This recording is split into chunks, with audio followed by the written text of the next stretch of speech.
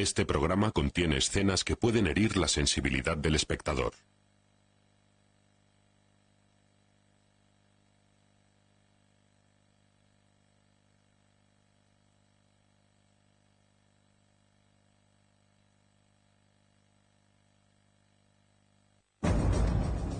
Este hombre de 32 años es responsable del tiroteo más devastador de la historia. Parecía el protagonista de una película de nazis. ¿Qué le llevó a cometer esta masacre? Se acercó a una de las personas que estaban en el suelo y la remató. Reconocidos expertos internacionales intentan elaborar un perfil psicológico de Anders Behring Breivik. Simplemente se convirtió en un cazador. La gente corría todo lo que podía y gritaba. Repasaremos los movimientos del asesino durante su misión de 3 horas para colocar una bomba y matar a tiros a 77 personas. Fue una masacre sangrienta. Y a muchas otras luchando por sus vidas. El objetivo de este tipo de ataques es provocar miedo y pánico. Los psicólogos examinan sus motivos. Seamos sinceros, es un asesino de chavales. Y los expertos en terrorismo buscan las raíces de esta filosofía retorcida. Temo que si esto puede ocurrir aquí, pueda ocurrir en cualquier parte. Masacre en Noruega, en la mente del asesino. En Oslo, el viernes 22 de julio a las 15:25 de la tarde, un asesino desconocido lleva a cabo el primero de 2 ataques que sacudieron al mundo. A las 3:30 de la tarde, una enorme bomba explota en el centro de la ciudad.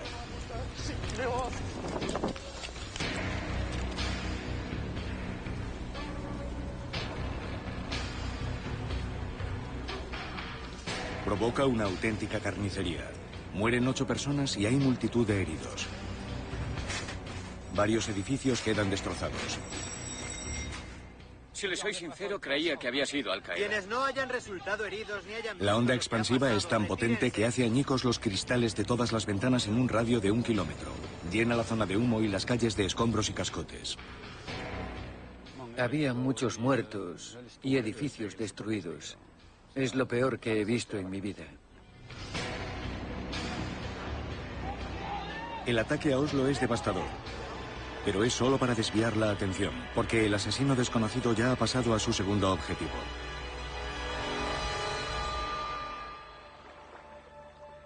Identifica la pequeña isla de Utoya, 40 kilómetros al norte de Oslo. Utoya está en el lago Tirisford, que mide 10 hectáreas, aproximadamente unos 15 campos de fútbol. La isla tiene una espesa vegetación de pinos. Tiene claros en el centro y 7 pequeños edificios, entre ellos un antiguo colegio, una granja y un granero. Hay también un camping. Y en la isla se encuentran 600 personas disfrutando de un idílico retiro de verano. Aquello es precioso. Hay árboles, hay rocas. Es idílico. Es un lugar ideal que he visitado todos los veranos desde que tenía 16 o 17 años. Es un lugar del que me enamoré, en el que debatíamos sobre los problemas del mundo y donde, por supuesto, los solucionábamos. Es un lugar increíble. Mientras Nicolín, Adrian y el resto de sus amigos se relajan, el asesino solitario y fuertemente armado navega en su embarcación hacia la isla. Un amigo me dijo que venía un policía. 4, 5, 6 personas se acercaron a él. Entonces vi que sacaba una pistola y les disparaba desde muy cerca, a quemarropa, directamente. El asesino ha elegido el lugar perfecto para su vorágine armada. Se encuentra a 500 metros de la costa. No hay escapatoria. A medida que el asesino se acercaba, la duda era cómo preferíamos morir. ¿Queríamos morir de un disparo o ahogarnos? Y entonces lo decidimos. Vale, mejor nos ahogamos. El hombre armado se toma su tiempo para perseguir y matar a todo aquel que puede durante 90 minutos. Fue una masacre sangrienta. Lo hizo de una forma tranquila, lenta y brutal. Cuando la policía llega a la isla, la encuentra cubierta de cadáveres, 69 en total. El asesino se rinde inmediatamente. ¿Pero quién es? Anders Behring Breivik, nacido el 13 de febrero de 1979 en Londres y criado en Oslo, hijo de un diplomático y producto de una familia rota con hermanastros. Su infancia parece cómoda y normal. Nada apuntaba a un grave desorden de la personalidad. Podríamos describirlo, etiquetarlo de numerosas maneras, entre ellas, para mí, como narcisista, como paranoico, como alguien que busca desesperadamente llamar la atención, quiere atraer la atención sobre su persona. La planificación práctica comienza en mayo, 82 días antes de los ataques. Breivik se muda a una granja aislada, cerca de la localidad de Asta, 165 kilómetros al norte de Oslo. La ha alquilado para que sea el cuartel general para su operación. Está escribiendo un confuso manifiesto de 1500 páginas que titula Declaración de Independencia de Europa. Es la base para su despiadada campaña de terror en busca de una Europa libre de musulmanes. El profesor Wilson es psicólogo criminal y exdirector de un centro penitenciario. El manifiesto de 1500 páginas está dividido en 3 libros y básicamente afirma que Europa ha sido ocupada por la inmigración, especialmente por los inmigrantes musulmanes. Breivik es bastante islamófobo, xenófobo y racista. Afirma que quieren recuperar Europa para la cristiandad. Breivik lleva escribiendo su denominado manifiesto 3 años. Es parte autobiográfico, parte arenga política y parte manual terrorista. En muchos aspectos, esta es la forma de Breivik de comunicarse con un mundo mayor. Su manifiesto es, para él, por usar otra analogía, su Mein Kampf. Breivik alquila una granja aislada porque es un lugar más tranquilo para terminar su manifiesto, ocultar su arsenal de armas y fabricar una bomba letal. No despierta sospecha alguna. Era un hombre normal. Nada nervioso, educado. Normal, como suelen ser los noruegos.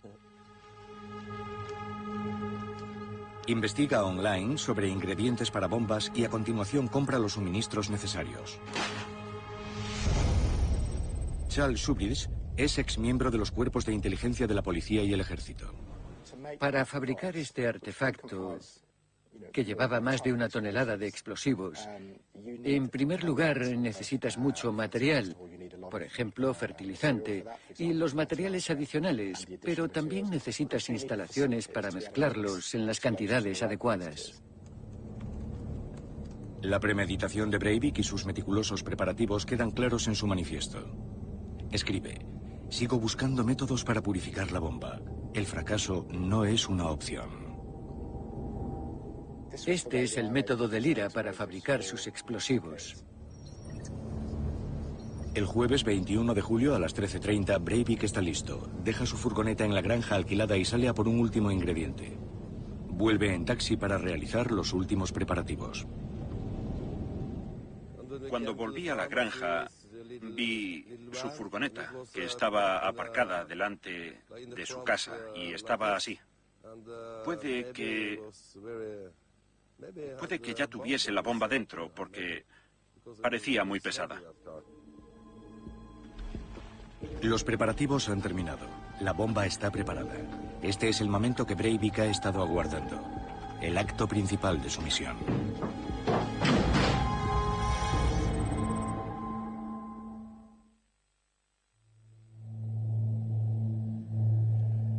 Anders Breivik, un hombre fantasioso y obsesivo de derechas, está a punto de convertirse en un asesino y de abrirse paso con sangre hacia la infamia. Este es el comienzo de lo que Breivik ve como su martirio hecho realidad.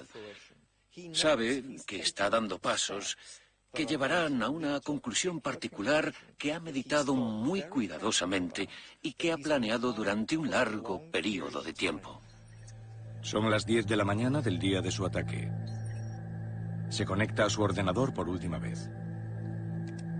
Sube un vídeo antiislámico a YouTube.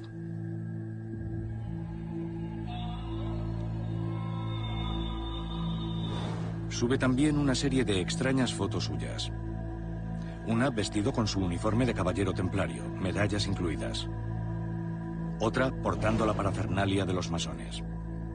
Y una tercera vestido con un traje pensado para la guerra biológica, aparentemente preparando munición venenosa. Por último, una vestido como caballero noruego. Escribe en su diario: debemos vestir nuestras mejores galas antes del tiroteo. Hay numerosos elementos narcisistas. El más obvio es la ropa. Hay bastantes fotografías de Breivik, de uniforme, vestido de masón, llevando armas. Además, es muy narcisista en la forma de tomar las fotografías. En su manifiesto nos dice que debemos contratar a un maquillador profesional antes de sacarnos las fotos. Dice que puede que suene un poco gay, pero que está bien maquillarse un poco antes de sacarse una foto. Poco antes del almuerzo, Anders Breivik firma su manifiesto utilizando una versión inglesa de su nombre, Andrew Berwick. Cuando le dio a enviar en su ordenador, sin duda pensó que esa era la culminación de su investigación, el comienzo de la siguiente etapa de su campaña. Envía el documento a unas 6.000 personas a las que considera posibles seguidores y sale de su granja para embarcarse en su misión asesina. Su destino es Oslo. Su objetivo, un asesinato en masa. Cuando Breivik pone rumbo al sur con su carga letal, se encuentra ante la culminación de 3 años de planificación. Absolutamente todo lo que ocurrió, incluida la planificación, la búsqueda de materiales, la fabricación del dispositivo y el ataque en sí, puede ser llevado a cabo por una sola persona con la suficiente habilidad, la suficiente motivación y con suficiente tiempo. En el manifiesto, Breivik se describe con gran detalle. Un antiguo trabajador de banca de 32 años, inteligente y motivado. Afirma que años atrás había sido un empresario millonario. En realidad es un solitario, con apenas un puñado de amigos. Hace ejercicio, usa esteroides y es un aficionado a las armas que se describe como cruzado de derechas, oficial de los Caballeros Templarios y azote del Islam. Su misión, limpiar Noruega y Europa de todos los musulmanes y castigar a los políticos que propugnan el multiculturalismo. Matthew Godwin es especialista en grupos políticos y terroristas de extrema derecha. En lugar de elegir como objetivo a las comunidades musulmanas, quiso centrarse en la siguiente generación de líderes de izquierda y para eso se centró en la isla de Utoya, donde se reunían los futuros líderes del Partido Laborista. Pero primero se dirige a Oslo. Tarda 2 horas y media en llegar a la capital desde su granja. Es un trayecto de unos 165 kilómetros. Es la típica tarde de viernes en Oslo. Clientes y trabajadores están deseando que llegue el fin de semana. Este viernes en concreto, Johan Tamberg camina por el centro de la ciudad. Es una ciudad pequeña donde la gente normalmente piensa que está a salvo. Creíamos que era el lugar más seguro de la Tierra. Pero el terror está a punto de comenzar. Breivik aparca su furgoneta cargada de explosivos caseros junto a los edificios gubernamentales, en pleno centro de la ciudad. La suerte está echada. Quienes no hayan resultado heridos ni hayan visto lo que ha pasado, retírense. Johan Tamberg se ve atrapado en la explosión y graba estas imágenes exclusivas. Puse en marcha la cámara. El edificio gubernamental estaba totalmente destruido. Voy a entrar. Tengo que sacar a la gente. Había gente tumbada en la calle. Algunos habían perdido el oído. Había sangre por todas partes y todos estaban en estado de shock. Era terrible. Aléjense todo lo que puedan. ¡Vamos, salgan de aquí! La bomba, fabricada con fertilizante y cargada con combustible, provoca una enorme devastación. Pasé por la gente de persona en persona para tomarles el pulso para ver si estaban vivos. Algunos no. ¿Tiene pulso? Sí. Se pondrá bien. Y seguía hacia el siguiente cuerpo. 8 personas mueren a causa de la letal deflagración y muchas más quedan gravemente heridas. Las imágenes de Nueva York, el 11S, me vinieron a la mente y pensé, este es el terror que estábamos esperando.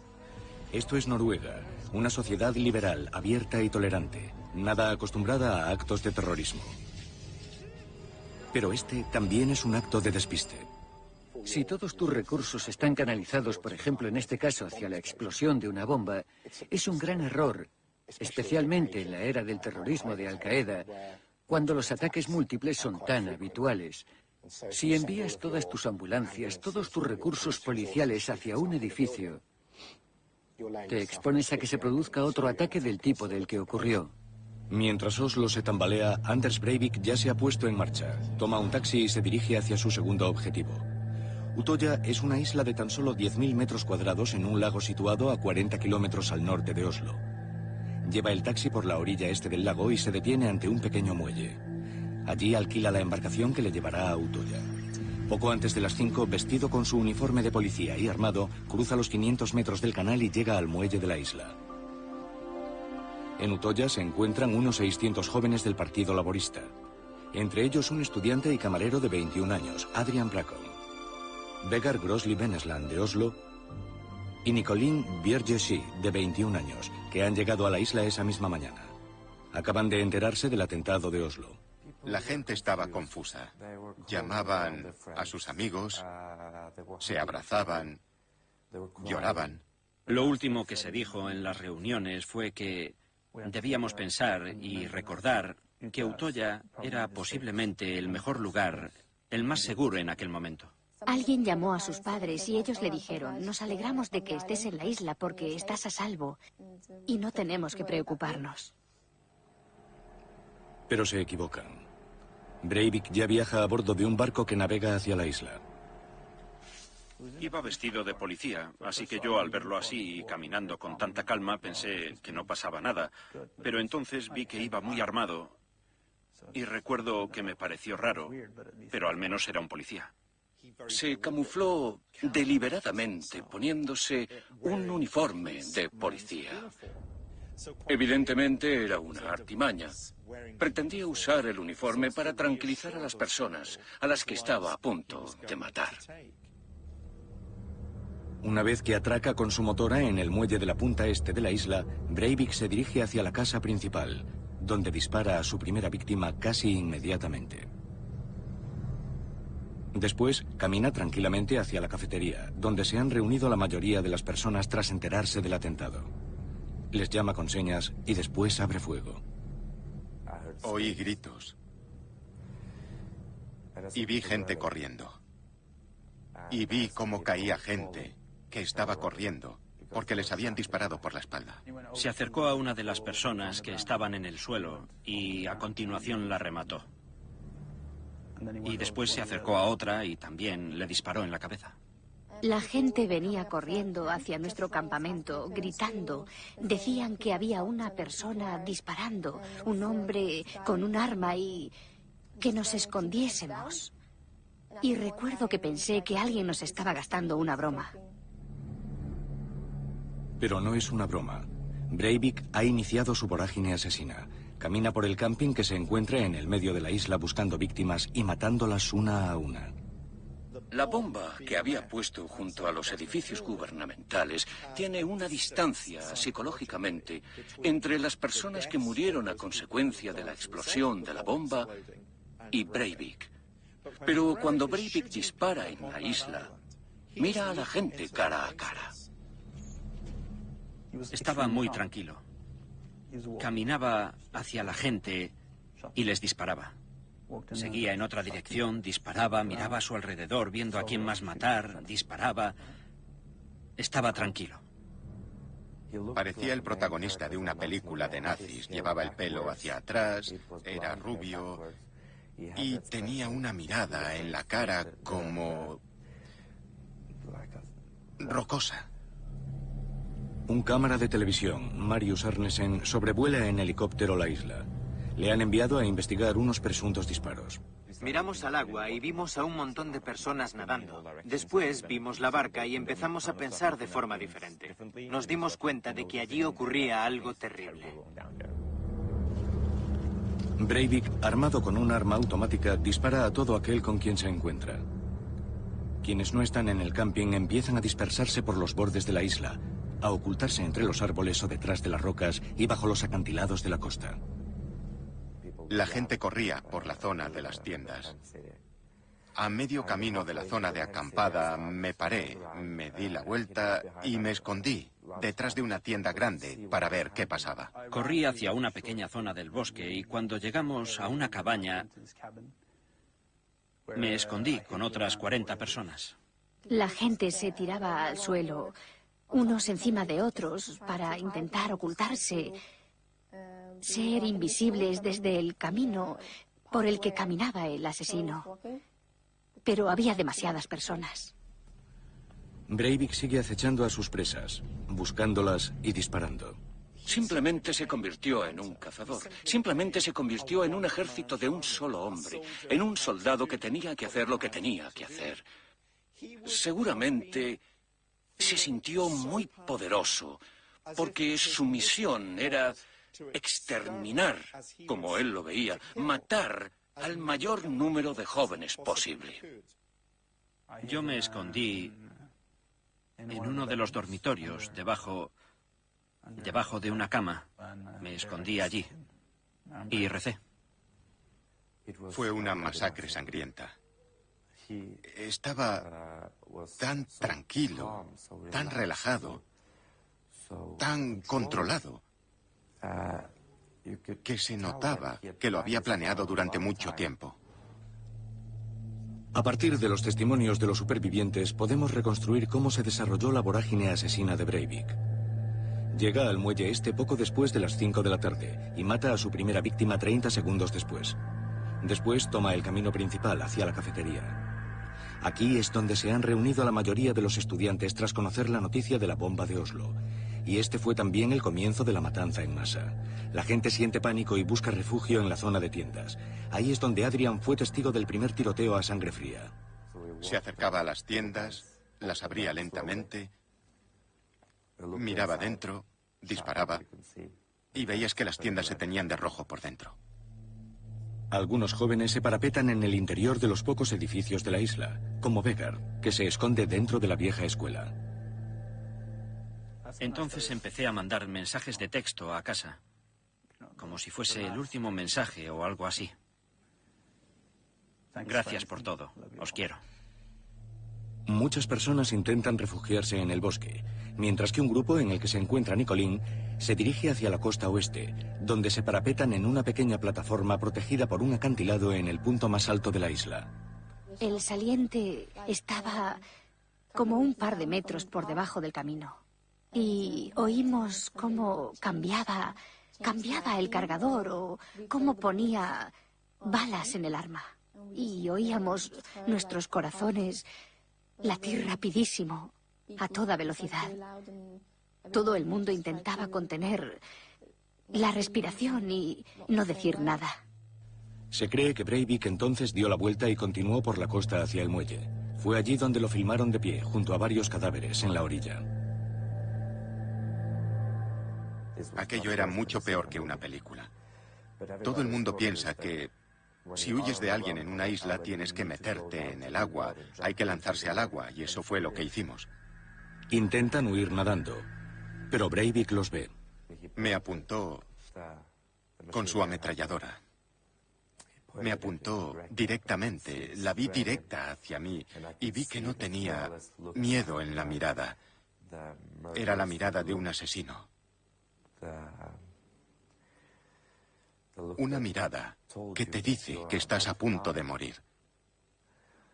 Así que grité con todas mis fuerzas y le supliqué que no me disparase. Por favor, no lo haga. Y no sé por qué él no lo hizo. Se dio la vuelta hacia las personas que estaban nadando. Les disparó unas cuantas balas y les gritó: hoy es el día en el que vais a morir, os mataré a todos. Adrian es una de las figuras borrosas de esta imagen congelada que observa como otro de sus amigos suplica a Breivik por su vida. Oí sus botas acercándose. 2 metros, 1 metro. Estaba encima de mí. Le oí cargar el arma. Y supe que todo había terminado. Adrian recibe un disparo en el hombro. La policía todavía está a media hora de distancia.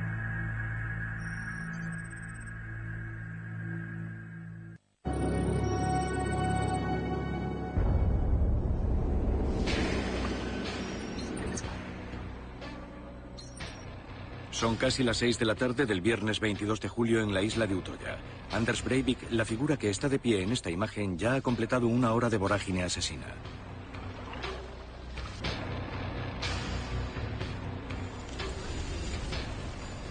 En Oslo, los servicios de emergencia se enfrentan al peor ataque terrorista de la historia del país desde la Segunda Guerra Mundial.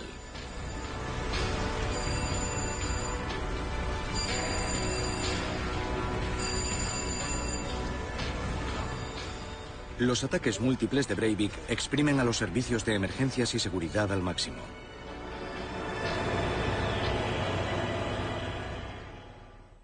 Los psicólogos criminales empiezan a elaborar el perfil de un narcisista solitario. Alguien con ideas antiislámicas violentas, que lleva planificando este letal ataque 3 años. En su manifiesto divide su misión en 4 etapas claras. Primero, crea unas credenciales falsas para recaudar y posteriormente gastar 140.000 euros en su operación terrorista. Después compra todo el equipo y materiales necesarios a lo largo de un periodo lo más largo posible para evitar sospechas. Apenas necesita una semana para preparar las bombas y la munición, lo que minimiza el riesgo de ser capturado con las manos en la masa. Por último, la ejecución. Aquí añade una nota para sí mismo. Buena suerte y desata un infierno. Y el infierno se ha desatado. A estas alturas, Anders Breivik lleva cazando y matando a sus aterrorizadas víctimas casi 90 minutos.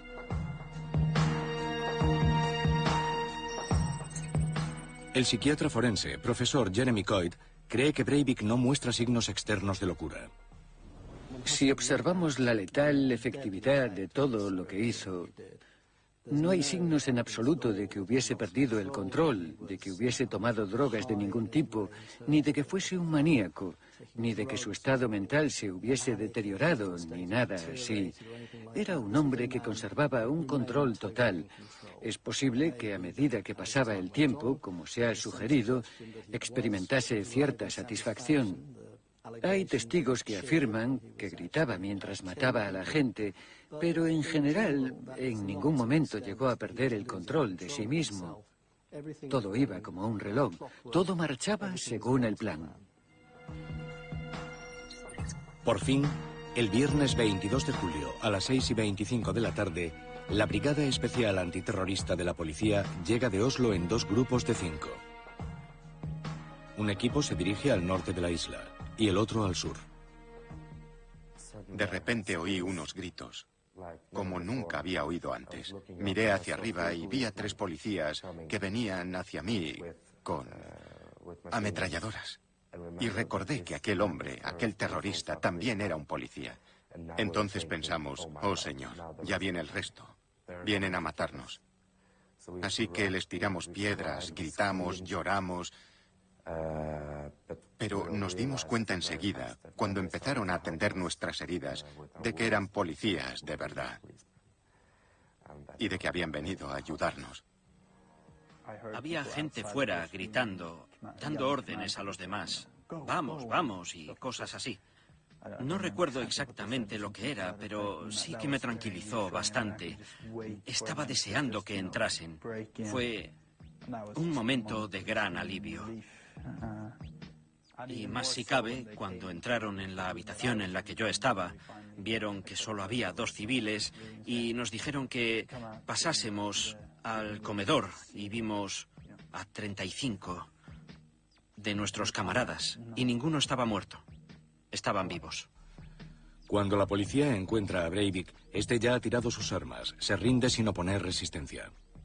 Llegamos a un claro y de repente encontramos al tirador con las manos sobre la cabeza. Lo detuvimos siguiendo el protocolo habitual. Sus armas estaban a unos 50 metros en el suelo. La rendición tranquila de Breivik parece distinguirle de otros asesinos en masa. Hombres como Thomas Hamilton, que en 1996 mató a 17 escolares escoceses y a su profesora en Dunblane y después se suicidó. O Eric Harris y Dylan Klebold, que llevaron a cabo la masacre del Instituto Columbine en 1999. Ellos también volvieron sus armas en su propia contra. Por supuesto, lo que es interesante sobre Breivik como asesino en masa es que no se quita la vida. No se quita la vida porque a mí me parece que piensa librar su guerra en una variedad de frentes. La suya era una guerra que no se libraría solo con balas y bombas, sino que era una guerra que se libraría con palabras tras su detención. Él quiere que su juicio sea público. Quiere una plataforma pública para poder justificar de alguna manera su conducta. El viernes 22 de julio, a las 18:45, una vez detenido Breivik, la policía registra la isla en busca de otros asesinos y comienza a atender a los heridos y a quienes consiguieron esconderse. Muchos sufren heridas de bala y agonizan. Bajo una llovizna pertinaz y mientras se hace de noche, un barco tras otro evacúan a las víctimas traumatizadas y heridas de la isla hacia el embarcadero del lago. Los supervivientes tienen frío y están en estado de shock. Solo entonces se hace evidente la magnitud de su horrible ataque. Hay cadáveres por todas partes. 69 en total. Quienes lograron escapar lo hicieron fundamentalmente ocultándose en el interior de los edificios de la isla. A pesar de que el agua estaba muy fría, algunos intentaron huir nadando y son recogidos por los barcos de la zona. Llevábamos en silencio 2 horas. Estábamos muy asustados. Todo el mundo quería gritar y llorar. Y cuando nos rescataron, todos dejaron aflorar sus sentimientos. Llamaron a sus padres y se pusieron histéricos. Un chico me cogió de la mano y me dijo, gracias, gracias, muchas gracias, gracias. Te demostraban su agradecimiento. Otros simplemente ponían las manos así y no les pude ver la cara. Pero estaban mojados y tenían frío, temblaban. Otros barcos rodean la isla filmando y buscando supervivientes entre las víctimas inmóviles que yacen sobre la orilla. Recuerdo que había gente boca abajo. Podían ser chaquetas. Pero me di cuenta de que en realidad eran jóvenes muertos, tirados por la orilla y por todas partes.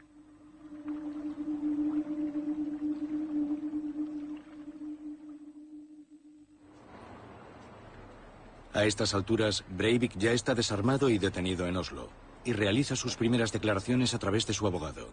¿Ha demostrado algún remordimiento o ha dicho que lamenta lo que ha hecho? Ha dicho que era necesario empezar una guerra aquí, en Europa, y en todo el mundo occidental. Lo lamenta, pero era necesario. Era necesario, dice. Su abogado dice que parece que razona. ¿Pero está cuerdo? Todo este caso indica que está loco. ¿Él dice que no está loco? Está loco. ¿Pero él dice que está loco o no? Está en una guerra. Y dice que el resto del mundo, y especialmente el mundo occidental, no comprende su punto de vista. Pero que dentro de 60 años todos lo comprenderemos. Por lo que ha podido observar, el profesor Wilson cree que Breivik padece un trastorno de la personalidad clásico. Breivik no escucha voces, no ve visiones, y por lo tanto creo que debemos pensar que sufre un trastorno de la personalidad que podría impulsar su conducta. Tal vez nos encontramos ante un trastorno de la personalidad de tipo B, alguien que es narcisista, alguien que demuestra un pensamiento extremista, y alguien, evidentemente, que hará un gran gesto grandioso para que todo el mundo se fije en él y lo mire. Tal vez la clave del pensamiento de Breivik la encontremos en sus escritos online y en particular en su relación y obsesión con los caballeros templarios medievales. Matthew Feldman es experto en política de derechas. Yo creo que uno de los elementos clave de la extrema derecha es su forma de entender este mito. Hablamos de un mito, de un choque de civilizaciones que se produjo hace 1000 años en las cruzadas. Y por supuesto los templarios participaron de forma muy activa en las cruzadas. Estamos ante alguien que tuvo la idea de presentarse como un caballero templario. Era como si entrase en un mundo de fantasía, pero al mismo tiempo reflejaba una larga tradición de la subcultura de extrema derecha. En cualquier caso, así es como él se ve aparentemente, como un cruzado. Él se describe como un cristiano cultural y creo que tal vez el término más apropiado sería cristianismo de cruzada. Y del mismo modo que hablamos de la yihad islamista, estamos identificando una doctrina política que adopta un manto de fe religiosa.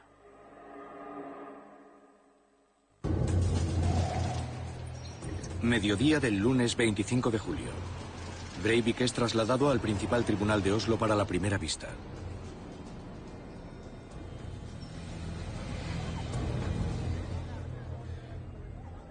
Cientos de personas se congregan en el exterior, esperando poder ver al asesino. El mundo observa. El juez dictamina que las vistas serán a puerta cerrada. Se lee la declaración de Breivik. Cualquier persona con conciencia no puede permitir que este país sea colonizado por los musulmanes. Fin de la cita. El argumento hoy no es la compatibilidad cultural con los musulmanes, como afirma la extrema derecha. Dicen que los musulmanes son incompatibles con los valores europeos y que socavan los derechos de las mujeres, los derechos de las comunidades homosexuales, el modo de vida, los valores y las comunidades nacionales que hay en Europa. Esta es la primera imagen de Breivik después de los asesinatos. Lo trasladan desde el tribunal. Es un hombre que se niega a reconocer que ha cometido un crimen. Un hombre que parece aparentemente tranquilo, posiblemente incluso satisfecho consigo mismo. La pregunta candente ahora es esta. ¿Ha actuado, como él afirma, solo?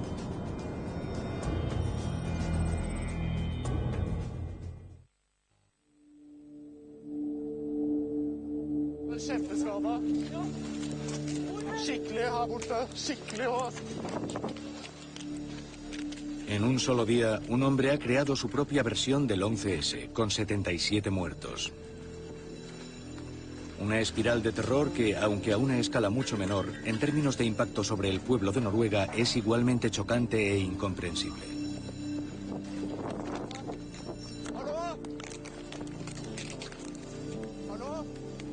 Ocho personas muertas por una bomba gigante de fertilizante y combustible en el centro de Oslo.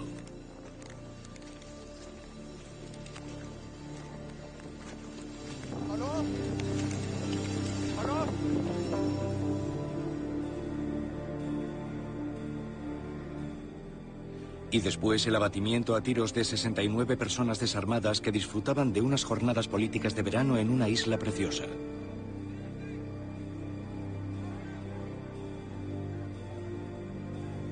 Todo esto es obra de una mente enferma. La mente de Anders Breivik.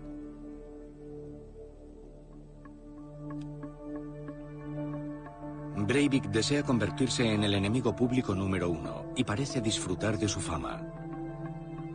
Cuando abandona el tribunal de Oslo, apenas 72 horas después de llevar a cabo las masacres, no muestra señal de remordimiento. Yo diría que sentía una enorme satisfacción y que había conseguido lo que quería. El país entero se conmueve ante este desastre. Las ofrendas florales y los altares improvisados empiezan a aparecer tras la tragedia. No nos intimidarán ni amenazarán estos ataques. El objetivo de ese tipo de ataques es generar miedo y pánico. No permitiremos que eso ocurra.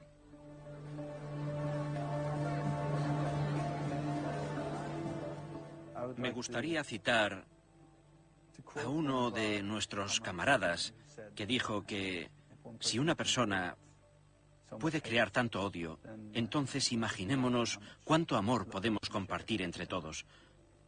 Puede que sea más violento que nosotros, pero nuestras ideas son mejores y son nuestras ideas las que prevalecerán. Y ganaremos, estoy seguro. Tras la declaración de Breivik ante el tribunal, los jueces revelaron dos hechos importantes de la vista cerrada. El primero, que Breivik ya había llamado la atención de las fuerzas de seguridad en marzo de 2011, cuando intentó comprar productos químicos por internet en Polonia.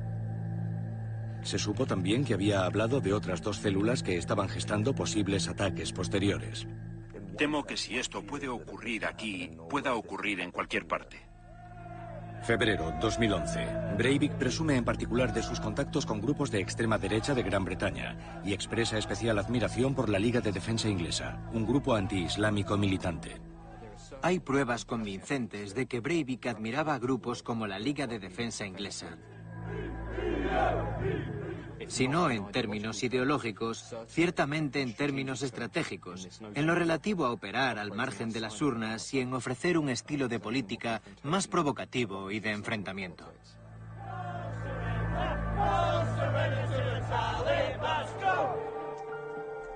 Breivik esbozó sus creencias políticas en su manifiesto de 1500 páginas, en el que exploraba todos los aspectos de la sociedad moderna, la religión y las relaciones interraciales, y lo envió a más de 6000 personas.